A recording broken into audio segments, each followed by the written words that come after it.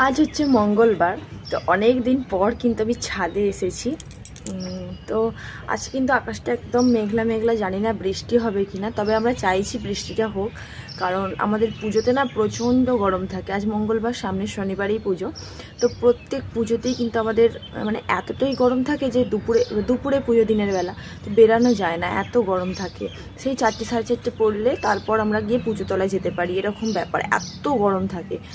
আর বৃষ্টিটা হয় কবে? যেদিন আমাদের ভোগ ভাঙা হয়, মানে শনিবারে পুজো, রবিবারে ঘট বসে, সোমবারে বড় দল হয়, আর মঙ্গলবারে ভোগ ভাঙে।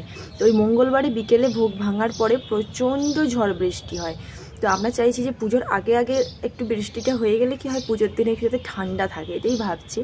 আর আমি দিন গুনছি যে কবে পুজো আসবে, মা বাপি বোন সবাই আবার আসবে, আবার দেখা হবে, আনন্দ হবে, গল্প হবে, সেটাই আমি চাইছি।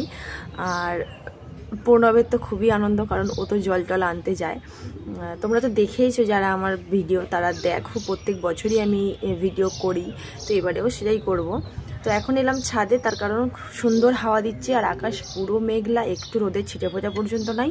সকালের দিকে একটু রোদ উঠেছিল যখন ঘুম থেকে উঠলাম, তো এখন কিন্তু একদম মেঘলা হয়ে গেছে। মানে আমার কালকে কিন্তু আমি খুব ভালো ছিল যে কালকে আমি সব কিছু কাছাকাছি করে ফেলেছি, মানে বাপের বাড়িতে যেগুলো আমি পুজোতে পড়েছিলাম আমি প্রণব, সেগুলো কিন্তু সব কাছাকাছি কালকেই করে ফেলেছি।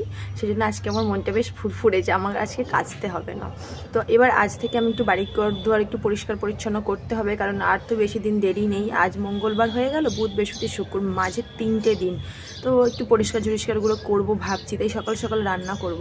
আজকে বেশি কিচ্ছু ঝামেলা করব না, সিম্পল রান্না করব।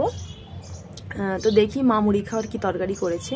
প্রণব তো বললো যে একটু পাঁপড় ভাজা করে দেবে আমাকে, আজকে পাঁপড় ভেজে দেবো। তো আমার কাছে কাঁচা পাঁপড় আনাই থাকে, মানে হয় না সেই রং বেরঙের অনেক ধরনের পাঁপড়গুলো, তো ওইগুলো আমি একদম মানে 501 কিলো কিনে নিয়ে চলে আসি, যেদিন যেদিন ইচ্ছে হয় ভেজে ভেজে খাই, এরকম আর কি। তো দুটো পাঁপড় ওকে ভেজে দেবো। এখন নিচে যাব, কারণ ওর এখন ডিউটি আছে, বেরিয়ে যাবে। তো চলো এখন আপাতত নিচে যাই, দেখি কি রান্না হয়। একদম সাদামাটা রান্না করবো আজকে। রান্নাঘরে এসেছি অনেকক্ষণ হয়ে গেল। তোমাদের সকালবেলা বলছিলাম না যে প্রচণ্ড গরম, সত্যি প্রচণ্ড গরম। আমার সমস্ত রান্নাবান্না কমপ্লিট হয়ে গেছে, শুধুমাত্র মাছের ঝালটা বাকি আছে, ওটাই হচ্ছে আর আমি ওটাই দেখছি।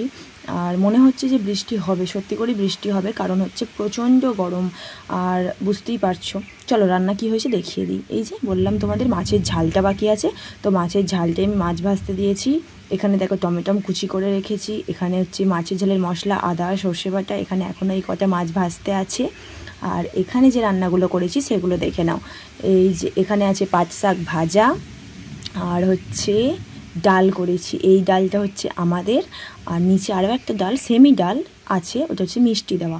মুসুরির ডালে আমাদের মা আর বাবা মিষ্টি দেওয়া পছন্দ করে, আর আমি আর প্রণাম মিষ্টি দেওয়া একদমই পছন্দ করি না, তার জন্য দু রকমের ডাল, একটা চিনি দেওয়া, একটা চিনি বিনা।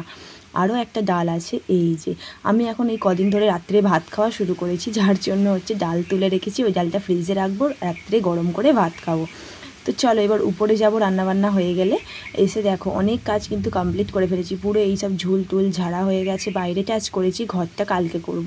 আর এই যে দেখো আমাদের এখনও অনেক কাজ বাকি আছে বাড়িতে। এই যে দেখতে পাচ্ছ সব প্লাস্টার হয়েছে, বাট সিঁড়িগুলো হয়নি, কারণ এগুলোতে টাইলস বসানো হবে। টাইলস বা পাথর যাই হোক না কেন, সেই জন্য এইগুলো এখন বাকি আছে, সব তো একসঙ্গে করা সম্ভব না। তো সেই জন্য এইসব সমস্ত ঝাড় দিয়ে ভালো করে পরিষ্কার করেছি। তো মোটামুটি বাইরেগুলো পরিষ্কার পরিচ্ছন্ন হয়েই গিয়েছে, আর মোছাও কমপ্লিট, পুরো দুয়ার মুছে একদম রেডি করে ফেলেছি। আর এই যে টাবে দেখতে পাচ্ছ জামা কাপড়, এগুলো হচ্ছে কাচবো, আজকের কাচা, মানে প্রতিদিন আমার যতই বলি কাচবো না, কিন্তু কাচা আমার হয়েই যায়। তো সব কাজ হয়ে গেছে, এখন যাব চান করতে। চান হলো, কাচা হলো, সব কিছু পরিষ্কার পরিষ্কার হলো। এবার ঘরে এলাম, বাজে হচ্ছে 1:05। এসব করতে করতে 1:05 বেজে গিয়েছে। মানে আমি যত ভাবি যে সকাল সকাল কাজ শেষ করবো, মিনিমাম 12টায় চান টান করে ঘরে ঢুকবো, কোনো দিন সেটা আমার হয় না। সে আমি যত সকালে রান্না করতে চাই, যত সকালে উঠি, হয় আর না। এবার চান করে এসে আমার মুখটা একটু ফসফস করছে, মানে কিছু খেতে হবে। দেখি কি আছে অনেক কিছুই, সোনপাপড়ি আছে, কটকটি আছে, দেখি এবার কি খাওয়া যায়। আর টিভিটা চালাবো। প্রণব তো ডিউটি গেছে, এখনও ফেরেনি, ফিরলে ভাত খাবো। তো ফিরবে, চান করবে, তারপরে ভাত খাবো, দেরি আছে। তো এখন আপাতত আমি একটু রেস্ট নিই, আর ভালো লাগছে না, কারণ তোমাদের কালকের ভিডিওতে আমি বলেইছিলাম যে আমার শরীরটা খুব একটা ভালো নেই। কারণ কদিন ধরে খুব গা ফা ধুয়েছি, 2বার করে 3বার করে গা ধুয়েছি। তারপরে মুখেতে না এই যে ডিমি ডিমি যে বেরাচ্ছে, কেন বেরাচ্ছে কি জানি, এবার কদিন বরফ লাগিয়ে দেখলাম যে ঠিক হয়ে যাচ্ছে।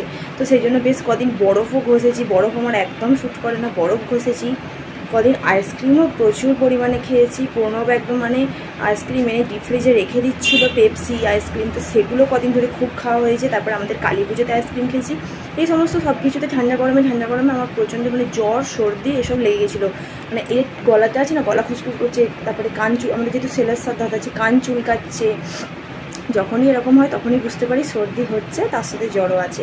তো আমার আগে প্রণবের হয়েছে। প্রণবের হচ্ছে আমাদের কালী পুজোর আগে থেকে, 2 দিন আগে থেকে, 2 দিন 3 দিন আগে থেকে ওর সমস্যা দেখা দিয়েছে। ও আমাকে বললো যে আমার জ্বর সর্দি লাগছে, জানো তো। ওকে ওষুধ টষুধ খাইয়ে ঠিক করেছি, তারপর দেখি আমারও তাই। কিন্তু ওষুধ খেতে কমে গেছে, আর সর্দিটাও হয়নি বা জ্বরটাও হয়নি। তো সেই জন্য একটু চুলটা খুলে ভালো করে আগে চুলটা শুকাবো। চুলটাও তো শীতকালে রোদে শুকাতাম, সেজন্য সর্দিটা করতো না, কিন্তু এখন এই ফ্যানের তলাতে আরোই সর্দি করে যাবে, চুলটা জলটা পুরো মাথায় বসবে। তো কী আর করা যাবে। তো চলো এখন আপাতত আমি টিভি দেখি, খাই।